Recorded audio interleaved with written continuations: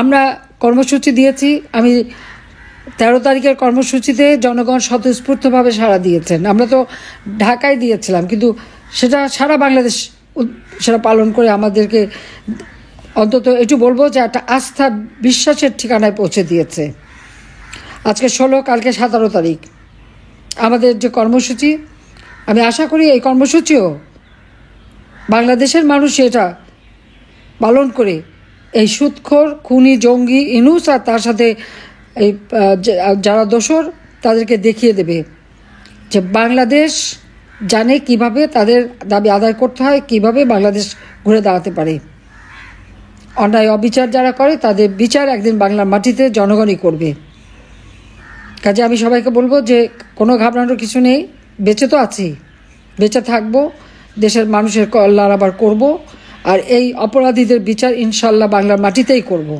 আওয়ামী লীগকে রাজনীতি করতে দেবে না, আওয়ামী লীগকে নিষিদ্ধ ঘোষণা করে, আওয়ামী লীগকে নির্বাচন করতে দেবে না, আওয়ামী লীগের নেতা কর্মীদের উপর জুলুম করে এই দলটাকে শেষ করতে চায়। কিন্তু এটা এত সোজা না। মাটি ও মানুষের থেকেই গড়ে উঠেছে এই আওয়ামী লীগ, কোনো অবৈধভাবে ক্ষমতা দখলকারীর পকেট থেকে গড়ে ওঠা না। এই জন্য আওয়ামী লীগের ভিত্তিটা অনেক শক্ত, শিকড় অনেক দূরে প্রথিত, এটা উপড়ে ফেলা তো সহজ নয়। কিন্তু আজকে যেভাবে আমাদের নেতাকর্মীরা নির্যাতিত হচ্ছে, বাচ্চারা স্কুলে যেতে পারে না, তাদের পড়তে দেয় না, ছাত্রছাত্রীরা পড়াশোনার সুযোগ পাচ্ছে না, এমনকি 32 নম্বরের সামনে গেলে মানুষ ধরে পিটায়। আপনারা কয়েকদিন আগে দেখেছেন সালমা বেগম, একজন ভদ্রমহিলা গেছেন, তাকে সেই এনসিপির এক নেত্রী, ওই মহিলা কিভাবে ভদ্রমহিলাকে পিটাচ্ছে। যারা ঠেকাতে যাচ্ছে ওখানে কিছু লোক ছিল, তারা আবার ঠেকাতে দেবে না। এরা কী ধরনের আচরণ করে? বাবা মা কী শিক্ষা দিয়েছে? এরা কী লেখাপড়া শিখেছে? মেয়েটা নাকি আবার নার্স। তো নার্স মানুষের সেবা করে, নার্স এইভাবে কোনো মানুষকে পিটাতে পারে, এটা তো ভাবাও যায় না।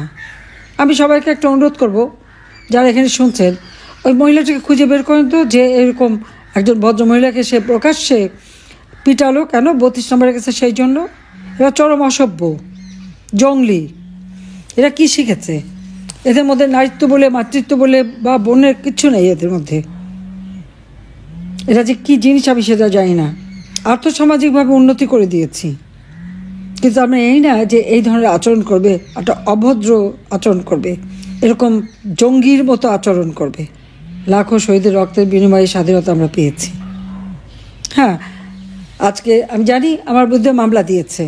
আপনারা জানেন যে সেই কোর্টে চিফ প্রসিকিউটর আমার বিরুদ্ধে যে সমস্ত অভিযোগ এনেছে তা সবই তো মিথ্যা। একটা কোর্টে দাঁড়িয়ে কেউ যদি মিথ্যা অভিযোগ দেয় তা তার বিরুদ্ধে কিন্তু মামলা হয় এবং একসময় হবে। তবে এই কোর্টটাও তো অবৈধ, কারণ 1973 সালে